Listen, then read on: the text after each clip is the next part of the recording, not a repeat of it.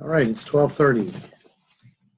So are there any questions that you have from anything that we've done so far? And this is what we're working on today. We're going to finish up memory and start the states of mind section. And there is a test due this Sunday, as well as the information for states of mind, the quiz and the discussion for states of mind are due on Saturday. The test that covers development and memory is due on the Sunday, the 27th. So be sure to get those in. I will continue with where we left off last time. And where we left off last time was in memory, looking at mnemonics. We had just covered persistence, which is a memory that just won't go away. And because it won't go away, it interferes with putting down new memories because it's the only thing you can think of. And when you're trying to study, you can't study. And when you're trying to memorize something else, you can't because that persistent memory is in your way. So then we want to improve your memory in some way, shape, or form. And there are many ways to do that. And each one of them is called a mnemonic. Mnemonic is something that helps your memory. So it's techniques for improving memory, especially by making connections between new material and information that's already in long-term memory. And one of the ways to do this is through the method of loci, which is knowing where you are and then knowing what to say, and where you're in a particular situation and you know what to say in that particular situation. We remember as actors remember where they are on stage, many of them, before they remember their lines. They know where they are. That's what they're memorizing. I'm here at this point, then I'm over here, then I'm over here. And then they memorize what it is they say in those particular locations. So that's the memory. That's called the method of location, or the method of loci. Natural language mediators are those things that you use our phonological loop for. They are things that help us because they rhyme or they're songs. So I before E except after C, or in sounding like A as in neighbor and way, is a good way to remember specific information. The whole method means that you should try to remember the overall encompassing idea before you try to break it down into its little details. So the whole method would be the War of 1812 fought against England as the Second Revolutionary War. That's a huge, massive piece of information that then you can break down into littler pieces later. So distributed learning, don't burn out your brain. Distribute your learning over time. Take some time to stop and relax between study sessions.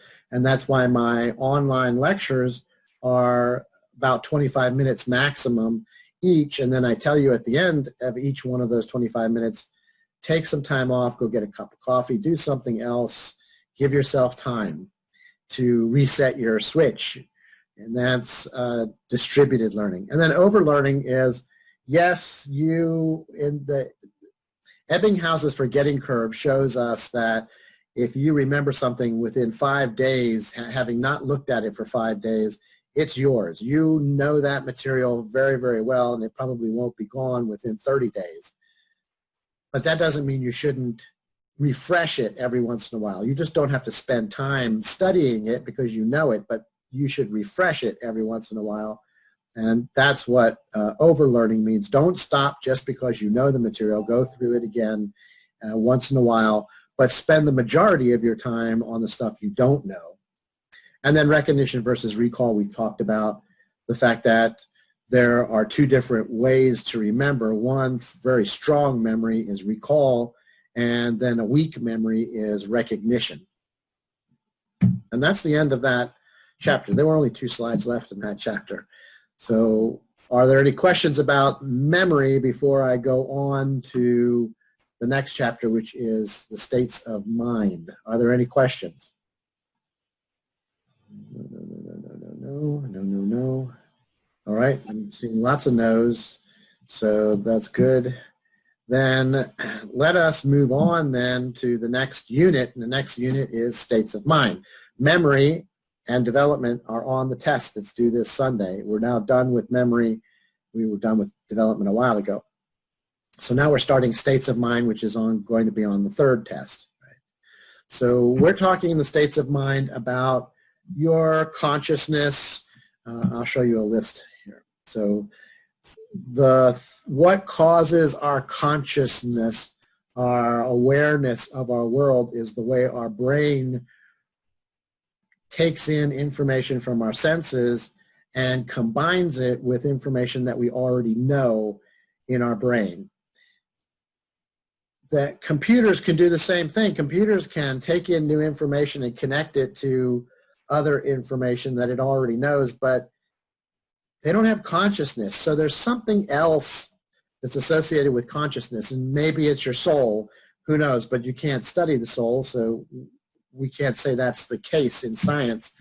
But it is a very subjective interpretation of the world because it combines with your memories, not somebody else's memories. So the way you see the world is different than other people see the world. Down in Elizabeth City, in the downtown area, the blocks are fairly long, but there are multiple cut-through alleys between the buildings where you can just cut through to another street if you wanted to go, and you didn't have to go all the way around the street. Well, at night, those cut-throughs are not lighted. They're pretty dark, but you can see the other side, so you can go right through to the other side. And it's the exact same sensation for everybody. It's a dark alley. But for anybody who's been accosted in a dark alley, it's a completely different interpretation of the world than somebody who has never been accosted in a dark alley. And of course, there's broken glass in those alleys. So if you're going through at night, you may step on a broken glass, but I've never stepped on a broken glass. So when I go through the alley, I don't feel any fear going through that alley, but somebody who might have stepped on a broken bottle and had to go to the hospital because they slit their foot open, well, they're seeing a completely different alley than I'm seeing. And that's the subjective interpretation of your world. So consciousness includes the things that we purposely think about, our controlled procedures. For instance, my talking to you, I'm very aware of the fact that I'm talking to you, although it's a stream of consciousness that I can't just tell you where it is that I've decided to say this particular word instead of that particular word. And sometimes the word doesn't come out very well, and then I have to find a word that means the same thing for what I know what I want to say. So explicitly controlled procedures are part of our consciousness. The automatic procedures that go through our body that we're aware of, we can say we're aware of our heartbeat every once in a while. We're aware of our breathing every once in a while, but it's something that's automatic that we don't really think about. Daydreaming, of course, a lot of students daydream. And 15 minutes after I start this lecture, I can guarantee that there's a number of you that are thinking about what you're going to have for dinner, or the date you're going to have tonight, or COVID, or something else, and you're not thinking about what I'm telling you. That's what the research shows. And so that's why my lectures are limited to 25 minutes, and I tell you to take some time off between them because you're just daydreaming after that. And even if you're reading, you might be reading the material, but your brain is daydreaming about something else in the background, and you're not really getting the material. You have to read it over a second time, sometimes a third time, in order to get the meaning of the words.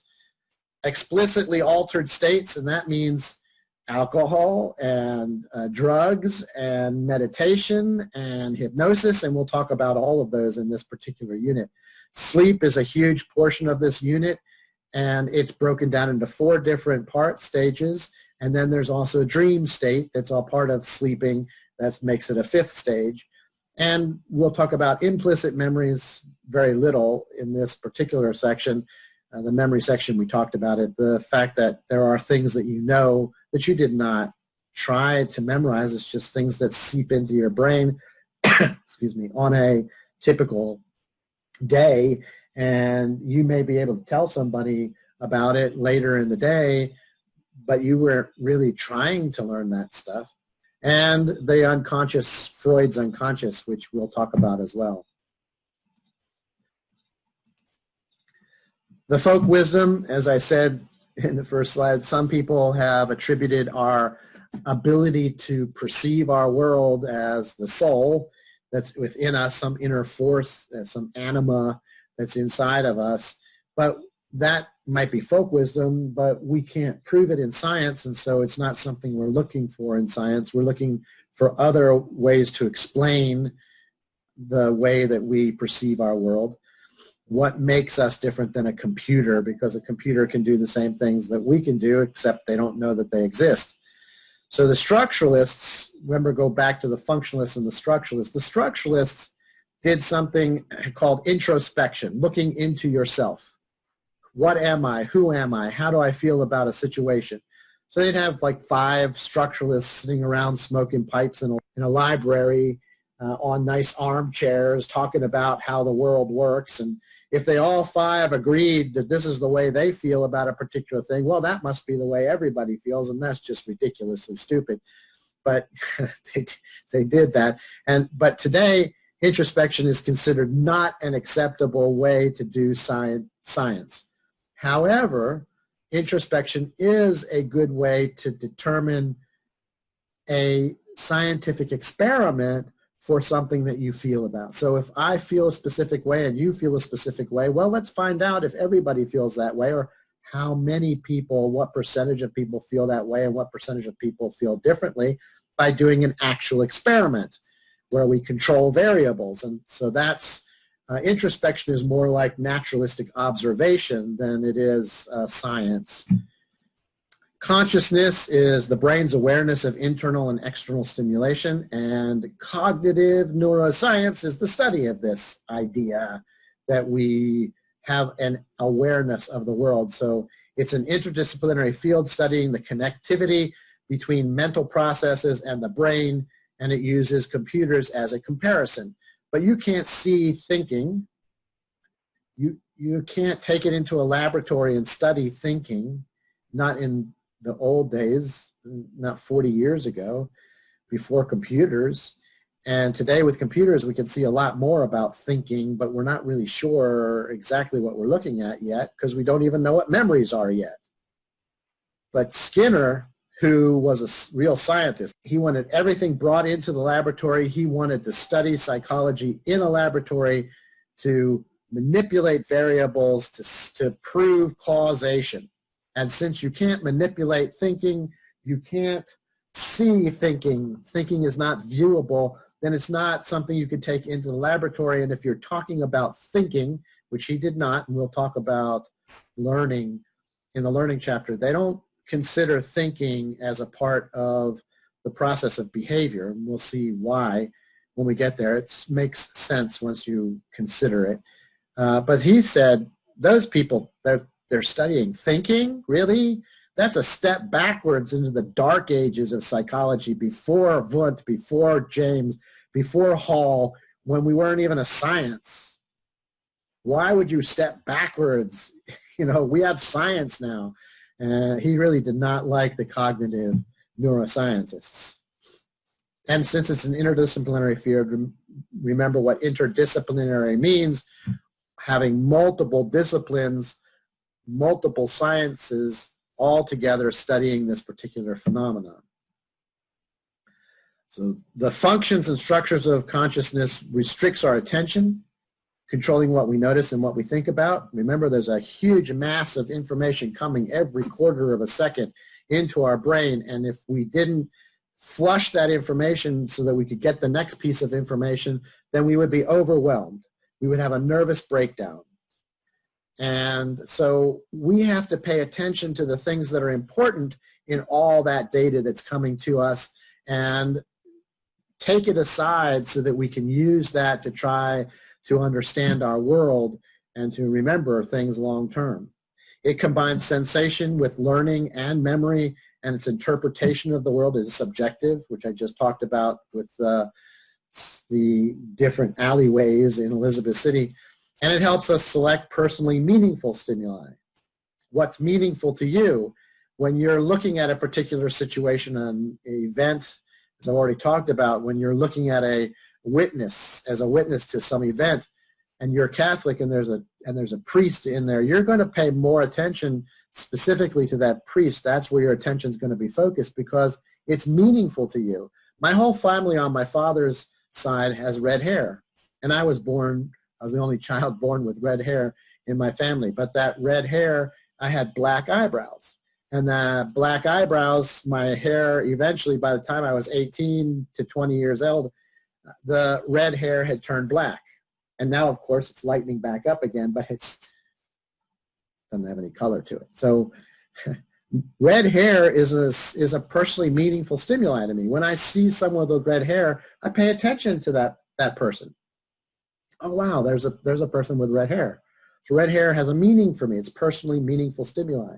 And when I'm at the beach, and I know this because I've been married for 26 years now, I don't look at women and the beach because I get a smack on the back of my head for looking at some pretty woman walking down the beach. But if they have red hair, I'm looking at the red hair, honey. I'm not looking at the girl. I'm looking at the red hair. So I only look for like 4 seconds because I know at the 5th second I'm going to get hit. And that allows us to draw on lessons that are stored in memory. That's one of the things that our consciousness does.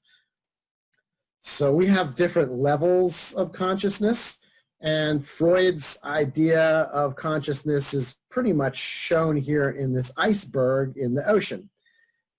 What an iceberg is a giant floating ball of ice, but it's interesting that the flotation of an iceberg is that the majority of the iceberg is out of sight. You do not see the majority of the iceberg. And it's the same thing with consciousness. The majority of your consciousness is below your level of consciousness. Right? You're not conscious of the amount of information that you have available to you.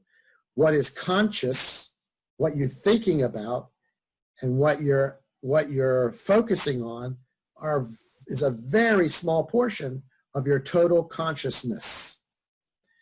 The pre-conscious level is just below the surface.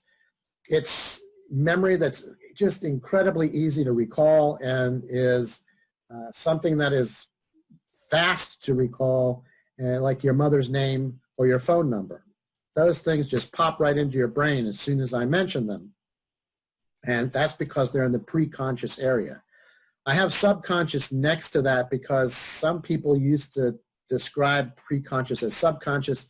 Freud used the term subconscious. That's where it comes from.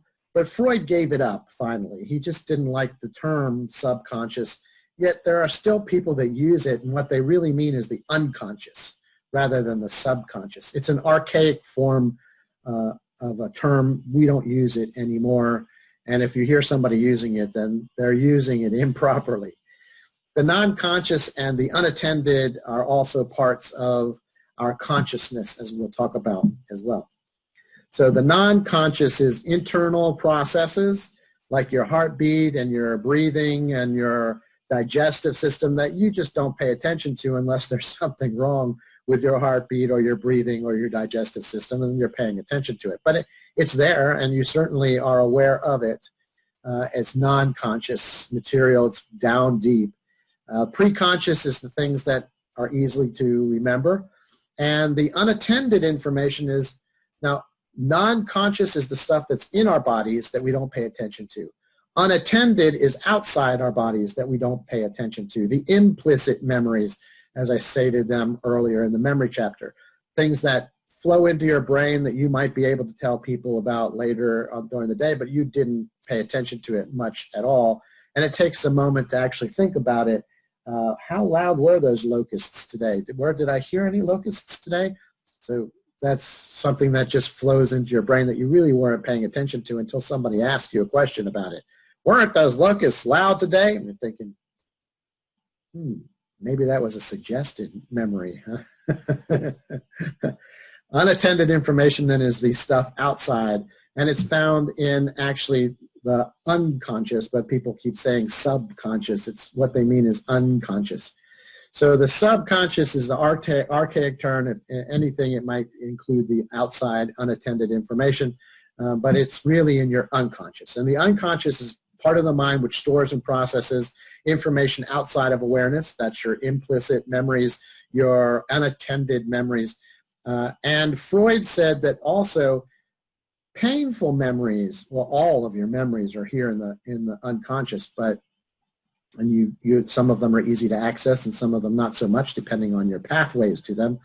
Most words for most people are fairly easy to acquire, and then as you get older, it's hard to pull out that word that you wanted. I know there's a word that means this.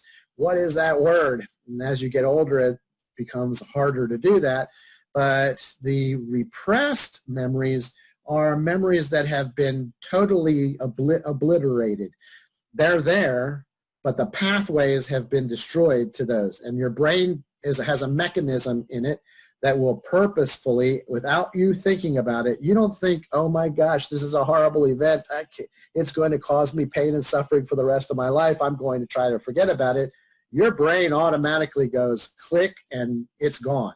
But the memory is still there because in most cases it's a very emotional memory. And you could say that it gets picked up by the brain, shoved into a closet, the closet door is closed, the door is locked, and the key is thrown away. It's not denial. You cannot deny something without knowing what it is you're denying. You actually have to state what it is you're denying. This is repressed. You don't have any idea that it happened to you, and yet that little keyhole to the closet allows a small portion of that to escape into your brain and actually change your behavior. And I'll give you an example. It's not a very nice example, but it is one that everybody can connect to and relate to. Some children are sexually abused. And when they are sexually abused as a child, in many cases, they don't remember it as an adult. It is repressed memory. It's gone. However, a girl who's been sexually abused and then as a woman does not remember it, hates men, despises men. You can't trust men. Why do you say that? You just can't. You cannot. They have no concept of why they hate men. Look at what they do. They're just horrible people. They control the world and they're always at war. And that's not the reason. The reason is what's in her closet. And Freud says we need to open that door and we need to see what it is that's causing your issues today.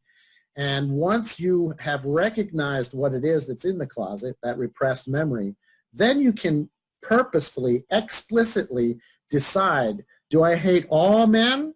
And you still might. Or do I hate that one man who did this to me? And so that's repressed memories, and they're in your unconscious, according to Freud. So consciousness changes in cycles, which we call the biological rhythms or the circadian rhythms. And I've actually put out there on my lectures a little test that you can take that will actually show you your personal biological rhythms, which we call biorhythms. But that's pseudoscience. That particular type of test, it's lots of fun to take and it's lots of fun to review, but it is pseudoscience. And the reason it's pseudoscience is, well, there are three different rhythms, one for your mental state, one for your emotional state, one for your physical state, and they're not in sync. They're out of sync. But every once in a while, they come into sync in the middle of, the wave pattern. They come into sync in the middle. And if you have two that come into sync at the same time, it's a bad day for those two things. If you have three come into sync at the same time, it's supposed to be a horrible day. And in fact, John F. Kennedy was shot on a triple day when all three of them came together in the middle. And so it was a bad day for him to get shot. What day is a good day to get shot? It's never a good day to get shot, okay? And if I have all of history to look through, and I know when somebody was born, then I can look at their biorhythms, and at some point, I'm going to find by coincidence where somebody's they've come through the center at the same time, and there was something bad that happened to them. But that it's a coincidence that that happens, because I can look through all of history and find them. There's plenty of places where people have their waves come together in the middle triple time, all three of them are together, and nothing bad happens to them. So it's pseudoscience, but it's a lot of fun, so I put it out there for you guys to look at. We do have cycles. We definitely show that our brains are a wave pattern, that we go through these cycles. And the circadian rhythm is the 24-hour cycle of day and night on Earth. But there is no 24-hour cycle. The Earth does not have it does not take 24 hours to go all the way around to face the sun again. It only takes 23 hours, 56 minutes, and 4 seconds. Where our clocks are saying 24 hours, but it only takes 23 hours. We're actually losing 4 hours every single day because it doesn't take that long to get around. So there's this 4 minutes that we lose every single day, and that, I'm going to blow some of your minds right now, because you don't know this. Most of you might know this, but some of you probably don't. We lose 4 minutes every single day. Every 4 years, those 4 minutes, you can add them up yourself. Those 4 minutes come up to 24 hours, which is a whole day. And so at the end of 4 years, we add an extra day in February. That's leap year, and that's the reason we have leap year. How many of you knew that? Some did, some did not. Now you know why there's a leap year, because our time going around from facing the sun to nighttime back to facing the sun again is only 23 hours, 56 minutes, and 4 seconds. So our biological clock adjusts to this 24-hour cycle that we have on our clocks, and we tend to like to sleep an average of 8.5 hours per day. Now, remember, everything is a spectrum. Some people need more sleep, some people need less sleep. The average, and especially around the time of 18 to 20 some years of age, is 8.5 hours a day. As an infant, we sleep way more. As a senior citizen, we sleep less. We don't need as much sleep as senior citizens. But I need 10 hours of sleep every single day. And if I don't get that, then I have to make it up somewhere in the weekends probably. And I need that. My wife can survive on 5 hours a day. She doesn't need 8.5 hours a day. And I know some of you probably don't need 8.5 hours a day, but you know what you need and what you don't need. So the average is 8.5 hours. And remember, everything's a spectrum that we're talking about. When we say normal, we mean the normal distribution curve, and one standard deviation of that normal distribution curve shows 68% of the people, and so that particular 68% is considered normal. But just because you're outside the 68% doesn't mean that you have a pathology. You're just not normal. It's fine. I'm not normal. You ask my wife, and she'll tell you, I'm not normal. Now, when I was a child, 3 years old, I was in a car accident, and I hit my head. And that might be part of the reasons, and we'll talk about, because I have some issues sleeping. So that might be some of the reasons why I need 10 hours of sleep a night. So some of us don't get the sleep we need, and it causes sleep debt is what it's called. Just like credit card debt, you have to pay it off at some point. And if you don't sleep enough for you, if you don't get the amount of sleep you need, then you need to pay it off by sleeping longer another period of time, or, as we'll see in hypnosis and meditation and hypnosis actually help to give you the same refreshing of the brain that sleep does. We'll talk about that in a second. But there is something called jet lag. I'm sure all of you have heard of jet lag. What it is if we fly from Norfolk International Airport over to Los Angeles on the West Coast, we leave Norfolk at 10 a.m. in the morning. It's 10 a.m. We then fly over to Los Angeles, and it takes 3 hours to fly over to Los Angeles. And when we arrive in Los Angeles, it's 10 a.m. in the morning. We just picked up 3 hours of the day. We have an extra 3 hours because of the time difference between the East Coast and the West Coast. And so most of that's going to be in sleep. You're going to get some extra sleep. But when we come back from the West Coast to the East Coast, we lose a massive amount of time, and that time is normally going to be taken up by sleep. We're not going to have the sleep. We're going to lose sleep. That's the part of the loss of time that's going to happen. We lose sleep. And if you have enough sleep debt, if you don't have any sleep debt, you can't sleep. You need some sleep debt, a little bit. If you get too much sleep debt and you haven't paid it off, your brain is going to force it on you. You're going to become a narcoleptic for a little while. You will pass out. Now, people say at Thanksgiving that the turkey is making me sleepy. No, it's not. It's the fact that you have too much built up sleep debt by the time you get to Thanksgiving, and hopefully during the Christmas holiday, you're going to catch up on some of that. But you are sleepy because you have sleep debt. And it doesn't matter how much speed you take or how much caffeine you take. When you get enough sleep debt, your body is going to shut itself off. You will pass out. And I've given you an article to read in the discussion forum that shows how many people die every year because of sleep debt and falling asleep at the wheel, or using equipment that's very dangerous and not functioning optimally, so they kill themselves because they didn't use the proper procedures for that equipment. And how much money is lost every year because of sleep debt. So sleep debt is a big deal, and yet sleep, we tend to think, okay, well, I need to do a whole bunch of things. I'm just going to take some of the sleep away, and I'm going to use that time for this thing that I need to do instead of getting sleep. And we're pushing ourselves to death. We need the sleep. You need sleep. Without the proper amount of sleep, you do not function optimally. All right?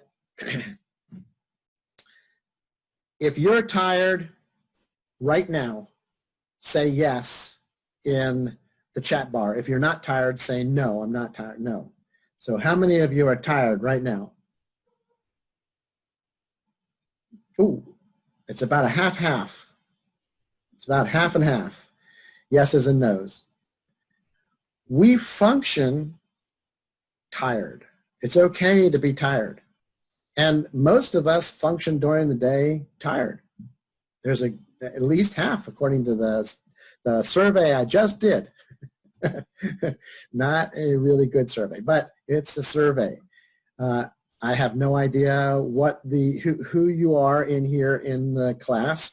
If you have any problems sleeping, if you have insomnia or some other problem with sleep. So I have no idea the population, the sample that I have here. But it's 50-50 about here.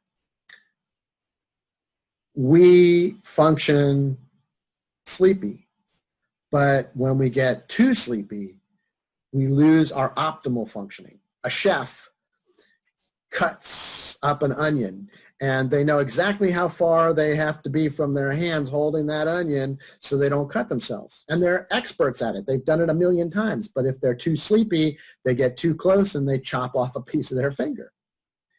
When you guys are driving and a light turns yellow, you have an immediate calculation that goes, how far am I from that light and what speed am I going? And should I speed up? I'll make it through there, or should I just slow down and stop for the red light that's coming? Because we can do that calculation almost instantly. But if you're very tired, if you have lots of sleep debt, that calculation slows down. You're not functioning optimally. And by the time you decide what you're going to do, you're already in an intersection where the cars are going back and forth because they have the green light and you are running a red light. That's not functioning optimally. And that's what sleep debt does to us when it builds up to a great deal, very large amount. Without our day and night cues, if we take research and put a person into a room that has the lights on continuously, the lights never go off.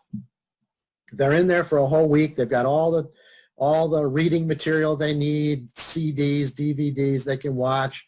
They have everything they need in their food, water, and they do not communicate to the outside world. So there's no way for them to know when it's day and when it's night, and they lose track of the day and night time frame, and they end up having a biological rhythm, a circadian rhythm of 24 and a half hours.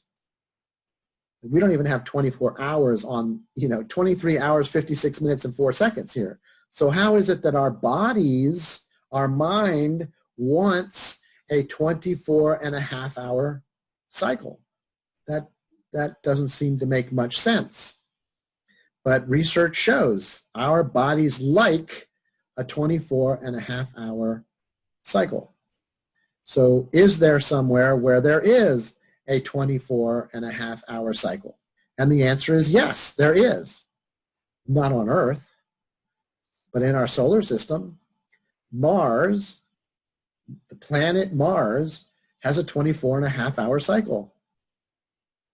So our bodies are more adapted to the cycle of Mars than they are to the cycle of Earth, which of course lets science fiction writers always write about the fact that, we must be from the planet Mars, and when Mars got destroyed, we ended up here on Earth, and we interfered with the Homo sapiens that were here on Earth at the time and became the major force here on Earth, right?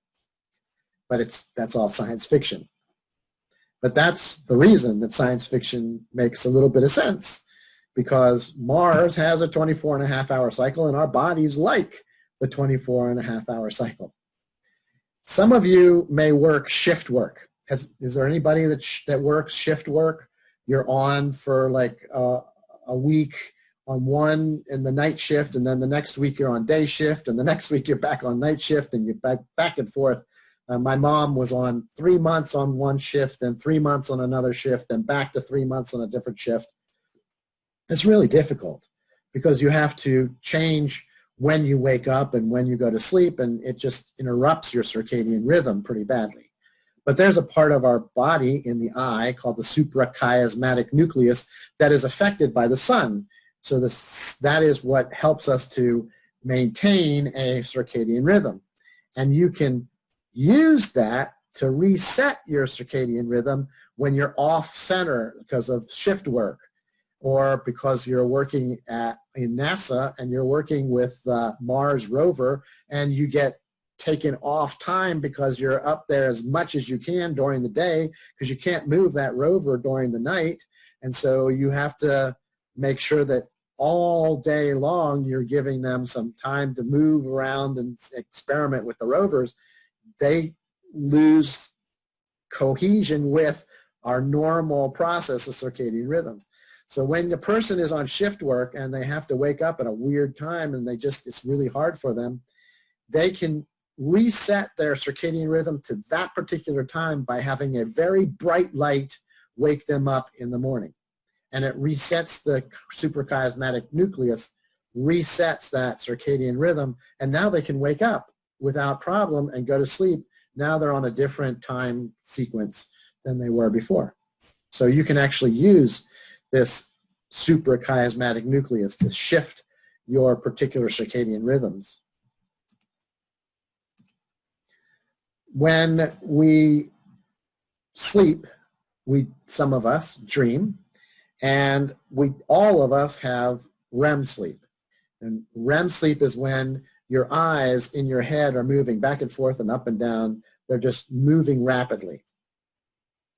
And this REM sleep, if a person is in a laboratory studying sleep and that person has REM, we can wake them up and say, what was happening? And they can tell us, I was dreaming. And 80% of the people in laboratories, when they're woken up from REM sleep, report that they were dreaming. 80%. But there's a 20% of them that don't report that. So we say that REM sleep is our dream state, but there are people who don't dream during REM and the non-REM time. So the person's in the laboratory and their eyes are not moving, and we wake them up and to see if there's anything that was going on. And a small percentage of those people report, even though their eyes weren't moving, they report that they were dreaming. A spectrum, people, it's a spectrum. We're not all the same. So the normal population reports that they were dreaming during REM stage. So we call it the dream state, but just remember that it is not the be-all and end-all of dreams. Sleep paralysis occurs when your eyes are in the REM state. Sleep paralysis is your entire muscular body muscle, skeletal muscles are paralyzed. The only muscle that's moving is the muscle that's for the eye movement. Now your heart's still beating because it's not part of the skeletal muscle system, but you're breathing. But your eyes are going back and forth and up and down all over the place, and your skeletal muscles are paralyzed. For the majority of us, again, there's a spectrum, and I'm one of those that it isn't. And it's probably because of the accident that I had when I was 3 years old. But have any of you ever had a dream where you were floating above your bed and then you fell on the bed and jerked awake? Have any of you had that dream? So far, I'm seeing more yeses than nos. It is a very common dream.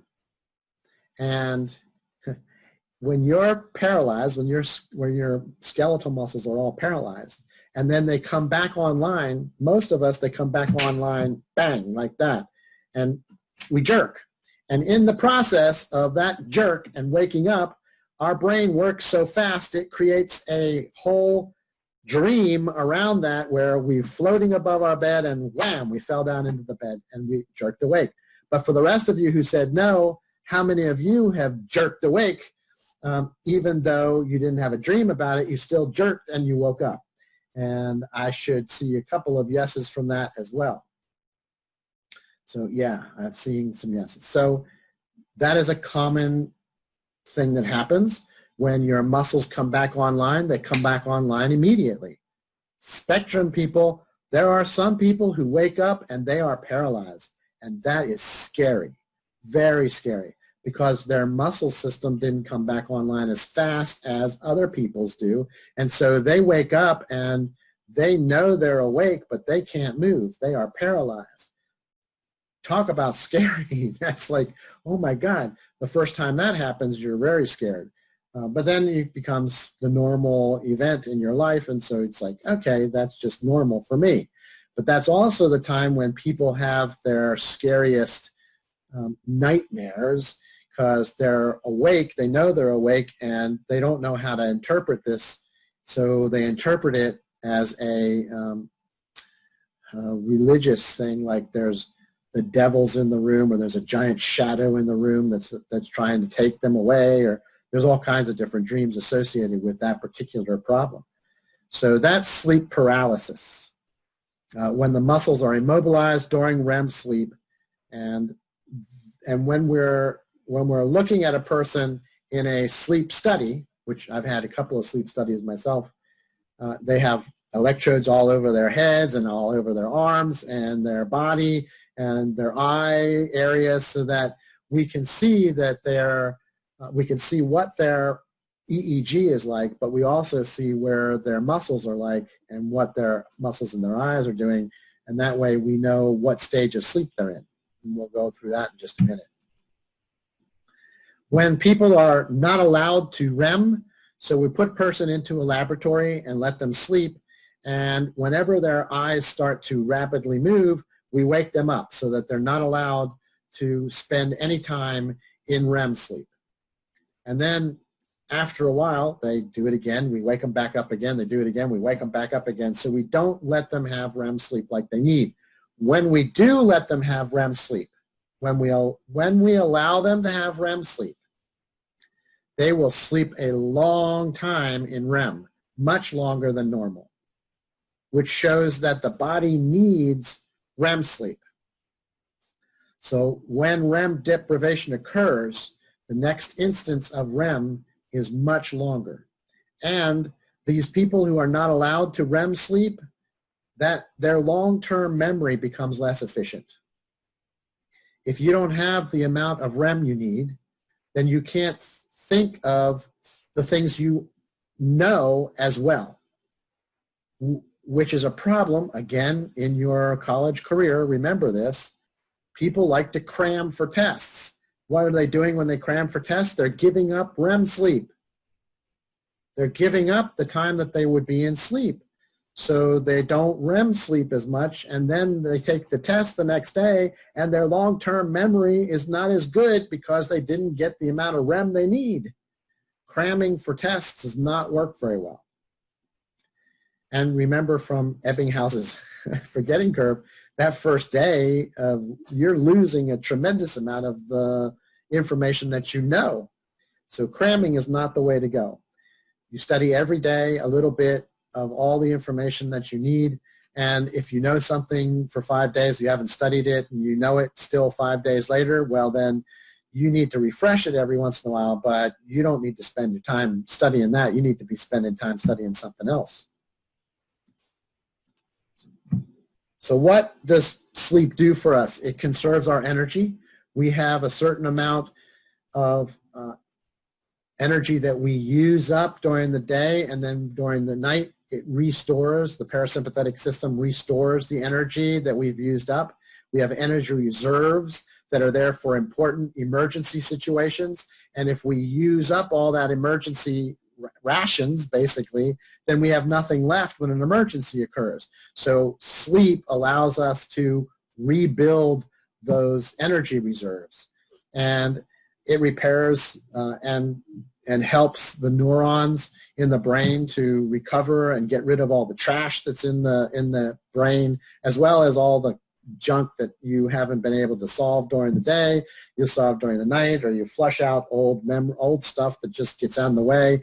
And that's Jung and Freud, who believe that you're flushing out useless information from the brain, and that's part of what dreaming is. And through adaptation, of course, the evolutionary psychologists would say those who slept at night survived, those who didn't sleep at night died. And that is absolutely true. There is a genetic disease. Your family has a genetic predisposition to stop sleeping. It does not occur during the time when you're young. It doesn't occur during the time when you're adolescents. It occurs when you're an adult. And at some point, this genetic predisposition triggers, and it becomes harder and harder and harder for you to sleep until eventually you fall into a coma and you die. And there's nothing we can do to stop this. We don't know why it's happening, and it is a genetic predisposition. And if you have this disease, then you have a connection to this family back in ancient Europe, who there's lots of stories about this family, and you are connected somehow to that family if you have this disease. If you don't get enough sleep, if you can't sleep, if you get no sleep, you will die. You have to have sleep. So those people who couldn't sleep, they died, and they didn't have any children. And the rest of us, our ancestors slept, and so they survived, they had children, and the rest of us, this rest of the story is, today we sleep, and we have sleep paralysis. Sleep paralysis is important. For evolutionary purposes, you might think, well, if you were sleeping and you were moving around in your dreams, then you were making a lot of noise in your cave, and you attracted the animals that hunt at night, and you died because they found you. But if you were paralyzed in your sleep and you didn't move around when you were dreaming, then you were silent, and they could pass right by you and not know that you were there. And most of us are sleep paralyzed, but I'm one of those who is not sleep paralyzed. And when my eyes still, I have REM sleep, but I'm also looking around in my dream as well. So my head's moving around, looking around, and if I'm dreaming about fighting ninjas, then I'm punching and I'm kicking. And if I'm facing on my side toward my wife, then I'm kicking and I'm punching my wife. And she has learned to react to the movements that I have before I start the kicking and punching. She punches me first, and then I turn over so I'm facing the other direction. But we have 10 cats, and the cats learn really fast. Don't sleep on daddy's legs, because daddy kicks and they'll wake up flying through the air. So I have 10 cats, and they sleep with us. And they sleep on my wife. She's very nicely, comfortably warm because she's covered in cats, because they don't sleep on me. They've learned, don't sleep on daddy. And there's somebody in the class who does the same thing. So this is the spectrum of the human condition. Most of us are sleep paralyzed, but there are people who are not, and there are people who stay sleep paralyzed longer than they should during their wake-up period. Sleep deprivation, then, people who do not get enough sleep, it reduces the effectiveness of our immune system, so we catch colds faster. We stay cold. We stay in the cold longer. We don't recover from the cold as fast. If we cut ourselves, we don't recover from the cut as fast. We can become gangrenous, have infections because our immune system isn't working as well if we are sleep deprived. People are irritable, of course. If they don't get enough sleep, they become much more irritable. Some people are just irritable anyway. But if you're a nice person, you're getting irritable. It's like, are you getting enough sleep? And unhappy, people are unhappy when they're not getting enough sleep. Reduced vigilance, which means not paying attention to the things that are happening in their life. And loss of recall, which means your really good memories are hard to come up with, right? You're not able to pull them up out of your brain as easily. And if you go long enough, hallucinations.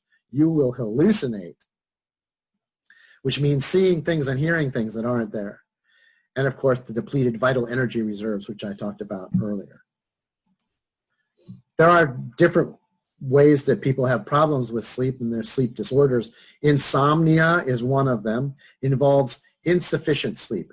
Insomniacs are not people who can't sleep, and that's a misnomer. People think insomnia means you can't sleep. No, if you can't sleep, you're dead. So insomnia is not people who can't sleep. It's people who have a hard time getting to sleep, who are very light sleepers. So if the cat jumped on the bed, you'd wake up. If the cat made a noise, you'd wake up. And so any little thing wakes you up, and then it's hard for you to get back to sleep again. And so you're not getting enough sleep. You're always tired if you have insomnia.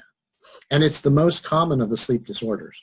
But it isn't as dangerous as fatal familial insomnia. Thank you very much. Who was that? Anna. Thank you, Anna. Fatal familial insomnia.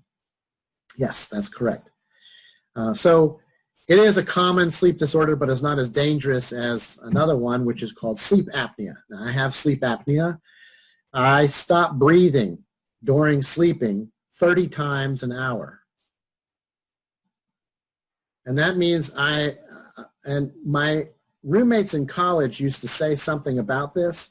They said I snored really badly, but also when I was sleeping, they could hear me sleep.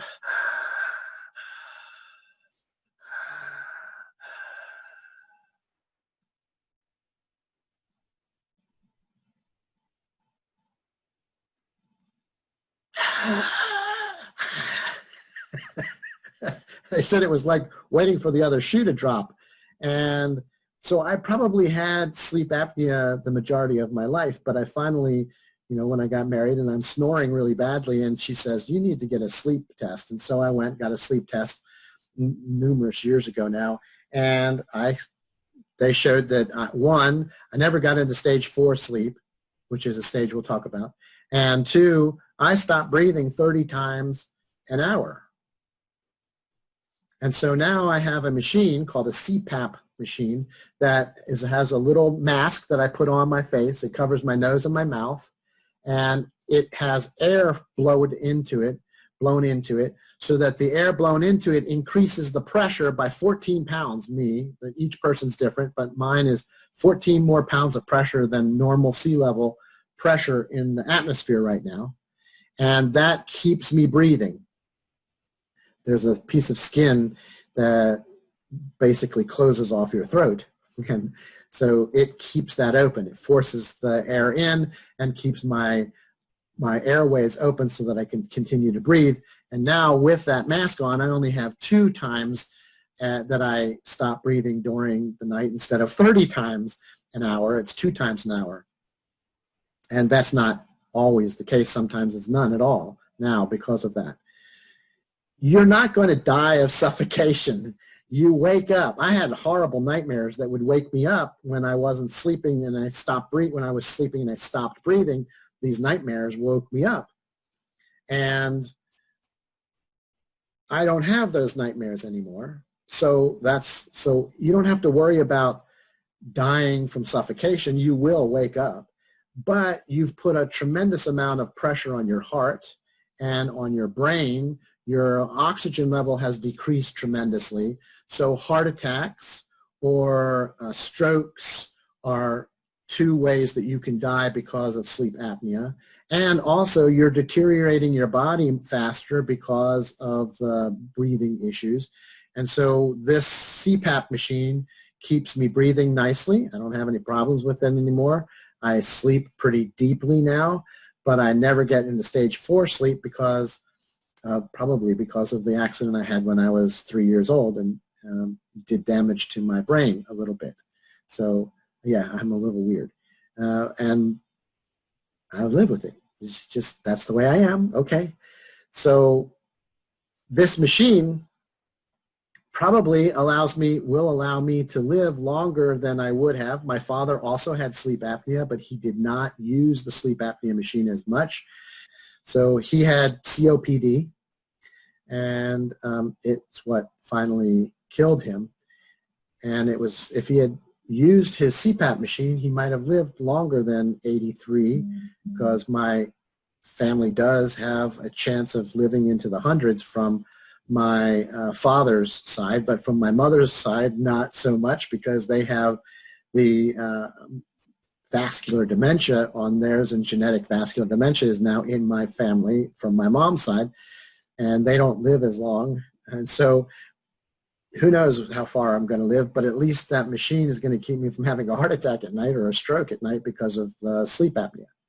Sleep apnea, it might be more that prevalent than insomnia because people live with it without getting it diagnosed. And so sort of like anxiety and depression. Right? Anxiety is way more than depression in the world, but depression gets diagnosed more because when somebody's anxious, they just take care of it themselves. When somebody is depressed, everybody around them wants to come to go see somebody and fix the depression. So to overcome this problem, some adults use this device at night. That's sleep apnea. Narcolepsy, we've already talked about falling asleep because your reticular formation stops working and you just fall asleep. And it's not so much a sleep disorder because it doesn't happen during sleep. And all of a sudden your reticular formation stops working, you're asleep. And part of that is a sleep paralysis. But the sleep paralysis in this case happens prior to falling asleep rather than in sleep. Sleep paralysis happens while you're asleep and in stage REM sleep. But cataplexy, it's called cataplexy, is a paralysis that occurs as you're falling asleep in narcolepsy. So these people are falling down because their muscles are going limp, and they know there's a problem because they're falling down. But before they ever hit the floor, they're already asleep. So that's called cataplexy, which is a sudden loss of muscle control that occurs prior to the narcoleptic sleep attack. And it's a waking form of sleep paralysis. Nightmares occur in both children and adults. And I've already told you I had lots of nightmares that would help me to wake up when I wasn't breathing right. And now I don't have as many because I use the sleep apnea machine, the CPAP machine. But if it happens in children a lot, it does happen in children, but if they have an excessive amount of nightmares, then there's too much stress in their life. You need to find the stress and remove it, or find ways for them to reduce the amount of stress level that they have, even if you can't get rid of the stressful event. Yes, fatal familial insomnia is a genetic issue. It's passed down from a particular mutation that occurred, and we know the mutation. And so if somebody has fatal familial insomnia, they will eventually die from it.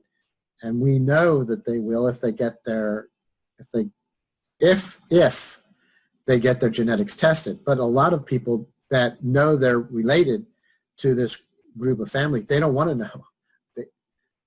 Imagine knowing that you're going to die sometime, by the time you're 40, and in your 20s you get this test done, and so for 20 years you're freaking out because you know you're going to die early, and so they don't even want to know. A lot of them don't get the tests done.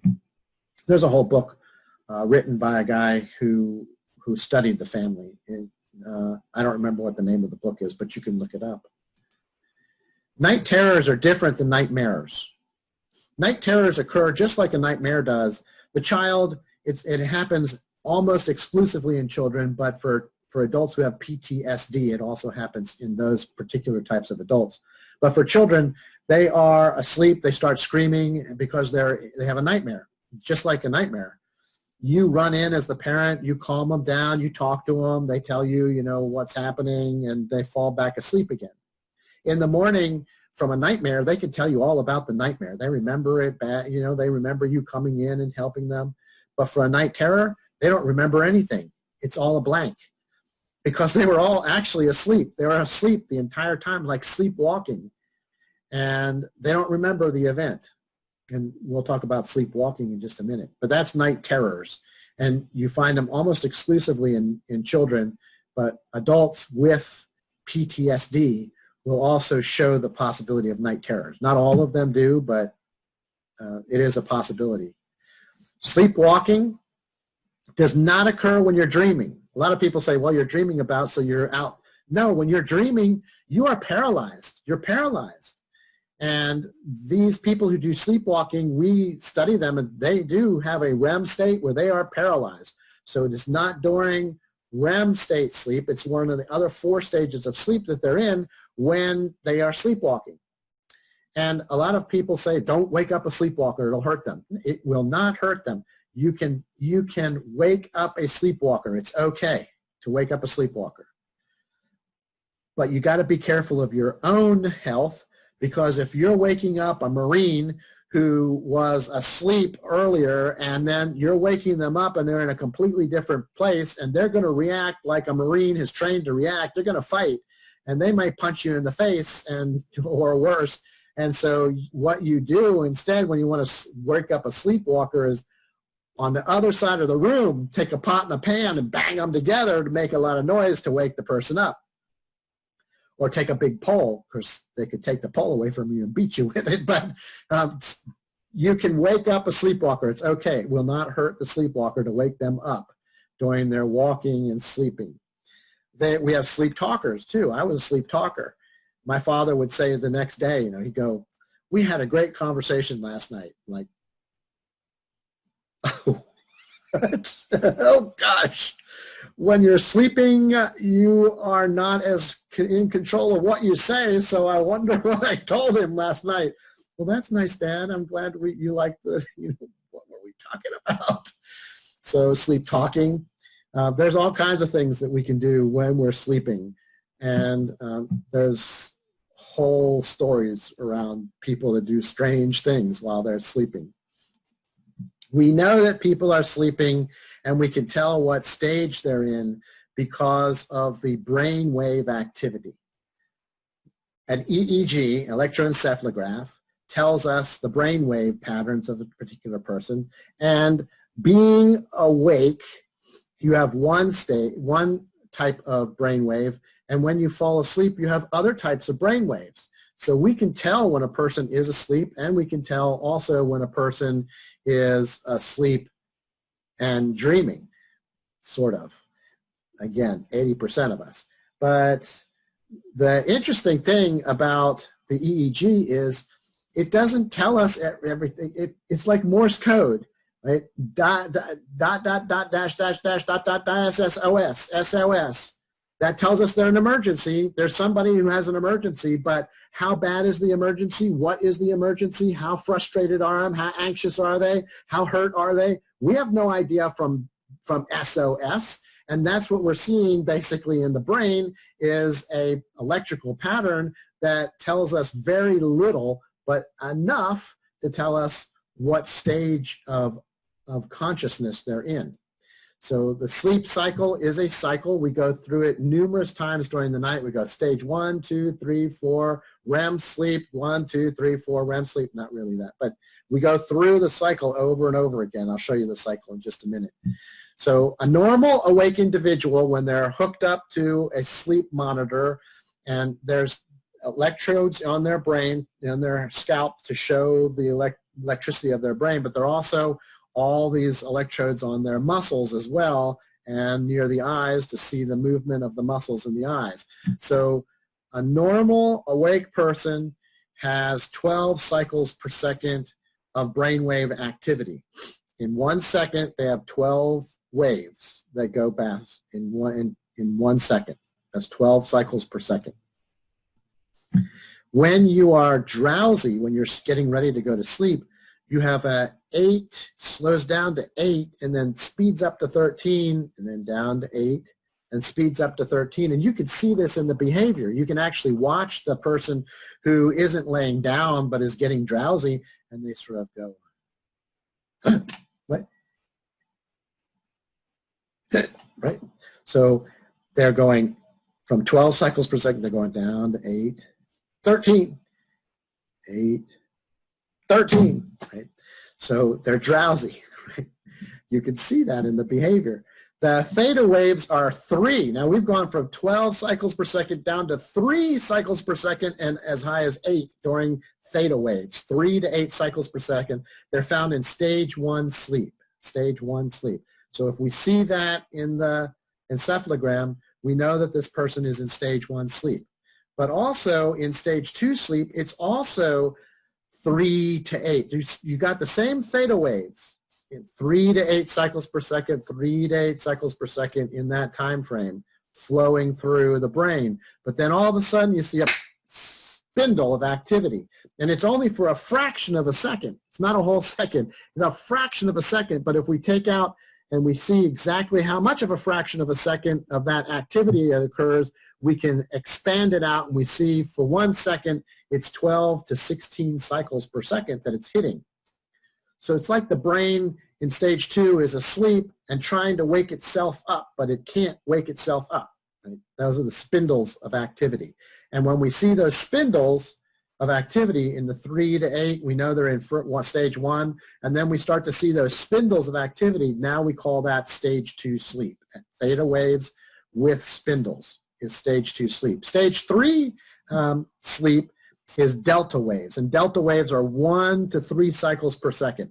Now, this is also called long wave sleep because it's a very long wave for over 1 second. You have just one long wave. It's not this big, short little wave that is happening. It's a giant, long, slow wave. It's called long wave sleep. And some people combine slow wave sleep, stage 3 and stage 4. But there's a lot that happens in stage 4 sleep, and I'm one of those who does not like to bring them together. I think they belong separate, and we'll see in just a minute why. But delta waves are 1 to 3 cycles per second, and we know the person is at that point in stage 3 sleep or long wave sleep. Then we hit the deepest part of sleep, which is stage 4 sleep. And in my sleep studies, I never hit stage 4 sleep. Never. Which is probably why I need 10 hours of sleep to get the work done that needs to get done in my brain rather than hitting stage 4 where most of the activity in the brain for refreshing the brain occurs during that stage. And stage 4 sleep, you drop down to a half a cycle per second. That is a long wave. It takes a whole a whole 2 seconds to get an entire wave pattern of your electroencephalogram at that point. And the amplitude, however, is huge. It's a massive amount of energy being placed into this wave that takes a long time to go through.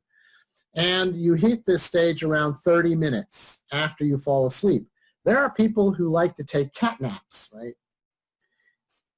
If you take a cat nap for 15 minutes, it's a useless cat nap. You need 30 minutes and probably 45 because you need 15 minutes to fall asleep and then 30 minutes to hit stage 4 and maybe 10 minutes with 5 minutes in stage 4. So we need the refreshing of our brain, and that happens in stage 4 sleep. So the Spanish have it right. In the middle of the day, right after lunch, they take a siesta, 1 hour where you get to go to sleep and then go back to work again. So they have it right. An hour? Sure, you're going to hit stage 4 sleep in an hour. REM sleep looks like a person who's awake, 12 cycles per second. But remember, if you're looking directly at the encephalogram, you can't tell the difference between stage 4 REM sleep, stage REM sleep, or waking. So you can't tell the difference between the person who's awake and the person who is in REM sleep if you're just looking at the encephalogram.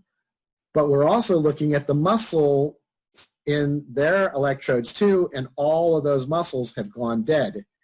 They're paralyzed. And their eye muscles are moving really rapidly. So we know they're in REM sleep at that point. And this is what a sleep cycle looks like. So you start off awake, and you go down to stage 1, 2, and 3, and 4. You come back, you come back into 3 and 2, and then you're in REM. You don't wake up, you're in REM. And then down into stage 2 and 3 and 4, and back up again into REM. And notice now we never hit stage 4 again. We only hit stage 4 twice. And for many, many people, it's only once. You only need to hit it once in order to refresh your brain. I never hit it. So again, everything is a spectrum. Not everyone's the same. Of course, mine is probably pathological because I was in the accident and hit my head when I was 3 years old in a car accident. So that's a possibility of why I never hit stage 4 sleep. But notice also that REM is about 10 minutes the first time, and it's a whole hour the last time that we're in it. And that's the end of our class for the day. So if you have things that you want to talk about, stay, and I'll talk to you after class. If not, then you go, and I'll see you next week. Have a great day. Have a great weekend, and stay healthy. Bye.